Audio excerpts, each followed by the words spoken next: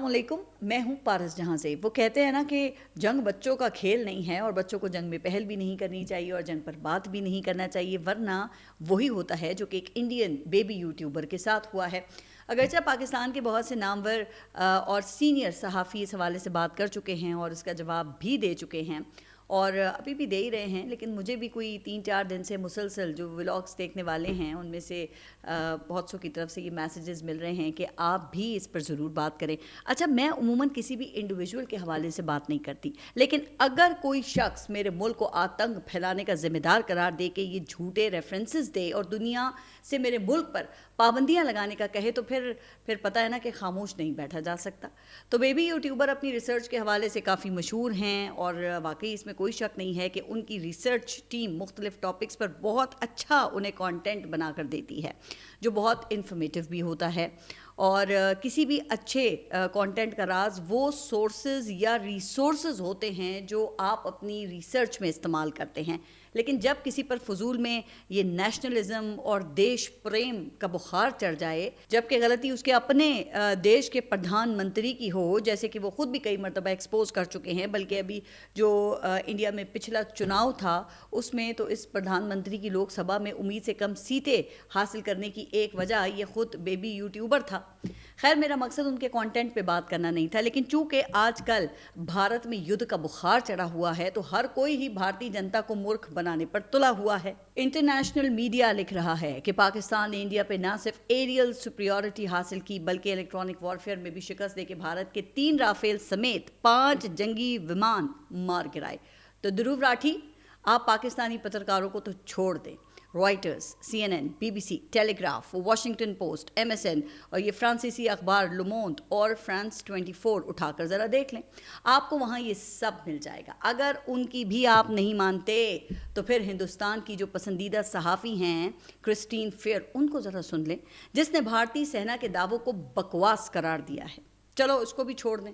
अपने ही force magazine के ये परवीन सुहाने, इनको सुन लें। लेकिन जब जंगों के तज्जिए बच्चों के हाथ लग जाएं तो फिर वही होता है जो यहाँ पर हुआ है। खैर, हम तो इनको मार्जिन दे देते हैं, चूँकि नरेंद्र मोदी की सच्चाई बताने वाले तमाम यूट्यूबर्स को इंडिया में ब्लॉक कर दिया गया था।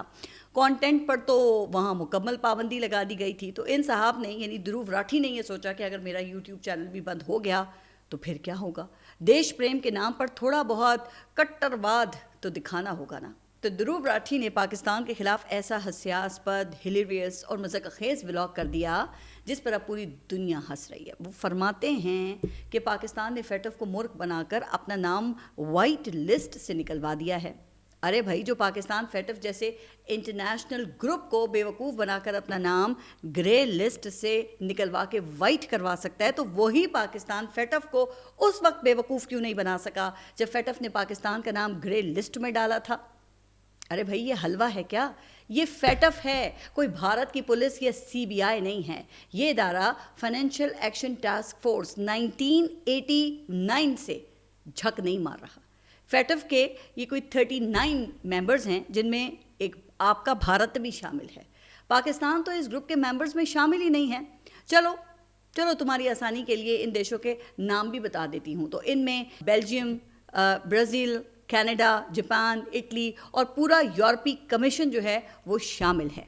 तो क्या पाकिस्तान ने इन सबको मूर्ख बना दिया? क्या आपकी रिसर्च टीम वो घास खाने चली गई थी? कुछ तो अल्लाह का खौफ करो। चलो कम से कम अपने राम कृष्ण समेत किसी भी भगवान का ही खौफ कर लो। ये फेटफ ना हो गया, भारतीय जनता हो गई, जिसको एक जहनी पागल, बीमार, जाहिल, कट्टरवाद शख्स मूर्ख बनाकर लगातार तीसरी मर्तबा प्रधानमंत्री बन जाता है। खैर, ध्रुव राठी यहाँ पर भी नहीं रुके। उन्होंने तमाम भारतीय अखबारों के रेफरेंसेस देके पाकिस्तान को पहलगाम वाक़े का ज़िम्मेदार घोषित कर दिया, जबकि दुनिया का एक भी देश पाकिस्तान को इसका ज़िम्मेदार करार देने को तैयार नहीं है। खुद भारत के अलायंस में शामिल क्वाड और ब्रिक्स से लेके G20 के किसी देश ने भी इसका जिम्मेदार पाकिस्तान को करार नहीं दिया है। बल्कि खुद ध्रुव राठी ने अपने पिछले ब्लॉग में भारतीय सरकार से ये सवाल किए थे कि ये आतंकवादी LOC से 400 किलोमीटर आकर इतना खौफनाक आतंक फैलाकर कहाँ गायब हो गए। और जहाँ तक आतंक फैलाने की बात है तो भारत तो पूरी दुनिया में आतंक फैला रहा है और ये बात अब साबित भी हो चुकी है کینیڈا نے بھارتی سرکار پر یہ کینیڈا کے اندر اپنے سکھ شہریوں پر حملے کرنے کا الزام لگایا ہے. آپ دیکھ لیں کہ امریکہ سے نیوزی لینڈ تک ہر دیش بھارت پر اس حوالے سے الزام لگا رہا ہے کہ بھارت کی خفیہ ایجنسی ان ممالک میں ان کے شہریوں کو قتل کروا رہی ہیں. یہ کسی پاکستانی اخبار کی ہیڈ لائن نہیں ہے, یہ نیو یارک ٹائمز کی ہیڈ لائن ہے کہ Justin Trudeau accuses India of a killing on Canadian soil. اچھا, پھر یہ رائٹرز کی ہیڈ لائن ہے کہ Canada expels top Indian diplomats link them to murder of Sikh leader. اچھا, یہ لو, یہ امریکہ کی بھی سن لو ذرا. الجزیرہ ٹی وی کے مطابق US charges Indian government employee in foiled Sikh separatist murder plot. اور یہ الزام امریکہ کے ڈپارٹمنٹ آف جسٹس کی جانب سے بھارتی سرکار کے اوپر لگایا گیا ہے. اچھا, آسٹریلیا میں بھی آپ کی سرکار پر یہی الزام لگا ہے. Australian foreign minister raises allegations with Indian counterpart of targeting Sikhs in Canada. اور میں نے یہ ایک بھی کسی پاکستانی میڈیا آؤٹ لیٹ کا نہیں دیا ہے, جبکہ آپ نے پاکستان کو آتنک وادی گھوشت کرنے اور پہلگام حملے کا ذمہ دار بتانے کے لیے یہ جتنے ریفرنسز اپنی ویڈیو میں استعمال کیے وہ سب ہندوستانی اخباروں کے تھے. اگر آپ اس کو ریسرچ کا نام دیتے ہیں تو پھر تو may God help you. لیکن کیا اس بنیاد پر ہم بھارت کو پورے وشو میں آتنک پھیلانے والا دیش قرار دے دیں؟ لیکن اس کے لیے ایک پھر یہ لمبی چوڑی ریسرچ ٹیم کی کیا ضرورت ہے؟ کامن سینس کی ضرورت ہے. ظاہر ہے کہ یہ سب بھارتی اخباروں میں تو نہیں لکھا ہوگا نا, اس کے لیے تو آپ کو انٹرنیشنل نیوز پیپرز اور میگزینز وغیرہ پڑھنے ہوں گے, محنت کر کے ریفرنس ڈھونڈنے ہوں گے. لیکن شاید جناب کے پاس اتنا وقت نہیں تھا کہ یہ چیزیں تلاش کر کے اپنی سرکار سے جواب طلب کرتے. لیکن آپ نے پاکستان پر پابندیاں لگانے کی مہم ضرور شروع کر دی. پھر آپ نے زین اور رویا معصوم بچوں کی بات کی. ہمارے نزدیک تو کسی ایک معصوم کی ہتیا یہ پوری انسانیت کی ہتیا ہے, کسی کی بھی جان نہیں جانا چاہیے. کیا خیال ہے کہ آپ کبھی اس پر بھی لب کشائی کریں گے کہ آپ کی بھارتی سرکار اور سینا نے وہاں کے مسلمانوں کا کیا حال کیا ہوا ہے؟ چلو ایسا کرو, کسی دن اپنا ذرا یہ مائک پکڑ کر ذرا کشمیر تو چلے جاؤ, وہاں ایک ایک کشمیری تمہیں بھارت کی کرورتا کی داستان سنائے گا. پھر بھارت کے میزائل حملے میں پاکستان کے اندر 7 سال کا معصوم بچہ ارتضیٰ عباس, اس کی شہادت پر بھی تمہارے آنسو نہیں نکلے؟ کیا وہ انسان نہیں تھا؟ دھرو راٹھی, آپ شاید انجانے میں جرمنی میں بیٹھ کر 2 نیوکلیئر طاقتوں کے درمیان یدھ کرانے کے ایک گندے کھیل کا حصہ بن گئے اور اپنے اب تک کے پورے امیج پر آپ نے پانی پھیر دیا. خیر, اب یہ آپ کی مرضی ہے کہ آپ اس کو جاری رکھیں یا پھر آپ یہیں رک جائیں, اور اگر آپ اس کو جاری رکھتے ہیں, رکھنا چاہتے ہیں تو بھی موسٹ ویلکم. لیکن کیا یہ اچھا ہو کہ آپ وہاں پہ جرمنی میں بیٹھ کر یہ نیوکلیئر وار کروانے کے بجائے بھارت میں بیٹھ کر یہ بات کریں تاکہ اگر نیوکلیئر یدھ ہوتا ہے تو آپ خود بھی اس کا شکار بنیں, اور صرف یہ پاکستان اور بھارت کی کروڑوں سنکھیا میں معصوم جنتا ہی اس جنگ کا ایندھن نہ بنے, اور آپ کروڑوں لاشوں پر کھڑے ہو کر نیوکلیئر یدھ کے ہانی کارک ہونے پر ایک اور ویڈیو بنا کر ویوز حاصل کرنے نکل پڑے. خیر, اب ذرا یہ جو ہماری ڈومیسٹک پالیٹکس ہے, ذرا اب اس کی طرف آتے ہیں. آپ نے عمران خان اور حکومت کے درمیان مذاکرات کی خبریں سن لی ہوں گی, جس کا کچھ ذکر میں نے اپنے پچھلے ولاگ میں بھی کیا تھا. اچھا, اب ایک یہ خبر بھی پھر سامنے آئی کہ بھارت پر پاکستان کے حملے کے بعد ایک اہم مقتدر شخصیت نے اڈیالہ جیل میں عمران خان کے ساتھ رابطہ کیا تھا, جس کے بعد خان صاحب نے جنگ کے دوران پاک افواج کی مکمل حمایت کا یقین دلایا کہ پی ٹی آئی کا جو سوشل میڈیا ہے وہ اس حوالے سے پاکستان کے ساتھ کھڑا ہوگا. ویسے بیرون ملک کچھ ولاگرز اس دوران بھی دشمن کا بیانیہ پروموٹ کرتے رہے ہیں, لیکن سوشل میڈیا پر یوتھ مکمل طور پہ اپنی پاک افواج کے ساتھ کھڑی دکھائی دی. خود D G I S P R نے بھی اپنی جو ان کی پریس بریفنگ تھی اس میں انہوں نے بغیر کسی امتیاز کے تمام جو پاکستان میں پولیٹیکل پارٹیز ہیں ان کا شکریہ بھی ادا کیا, اور انہوں نے پاکستان کی یوتھ کا بھی شکریہ ادا کیا.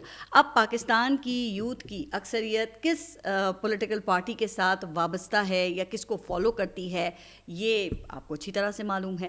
لیکن بہرحال اس جنگ میں Muslim League Noon, Pakistan Peoples Party, M Q M, J U I F, Jamaat Islami, Pakistan Tehreek Insaf, Sindhi, Punjabi, Balochi, Pakhtun, Saraiki, Kashmiri, سب پاکستانی بن کر پاک فوج کے ساتھ شانہ بشانہ کھڑے ہوئے تھے. یہی وجہ تھی کہ ہم نے بھارت کو پھر ایسا منہ توڑ جواب دیا کہ آئندہ وہ پاکستان پر حملہ کرنے سے پہلے 100 مرتبہ سوچے گا.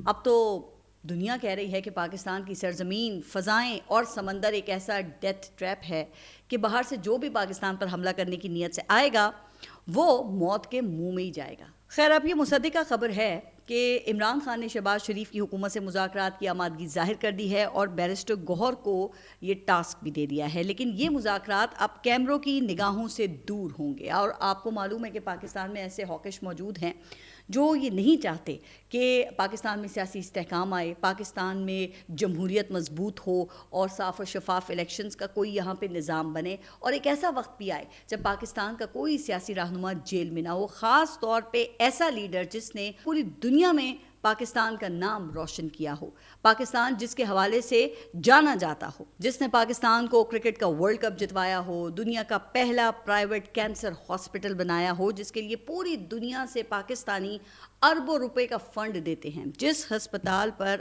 آج تک کوئی کرپشن کا ایک الزام ثابت نہیں ہوا ہے، اور پھر وزیر اعظم بن کر جس نے اقوام متحدہ کی جنرل اسمبلی سے خطاب میں پاکستان کا مقدمہ ایسا پیش کیا جو تاریخ کا حصہ بن چکا ہے۔ یقیناً عمران خان میں بھی خامیاں ہوں گی، ان کی گورننس بہتر نہیں تھی، ان کی سولو فلائٹ سے نہ صرف ان کا بلکہ پاکستان کا بھی نقصان ہوا ہے، تو دیکھیں پھر امید ہی کی جا سکتی ہے، تو امید کرتے ہیں کہ انہوں نے اپنی غلطیوں سے بہت کچھ سیکھا ہوگا۔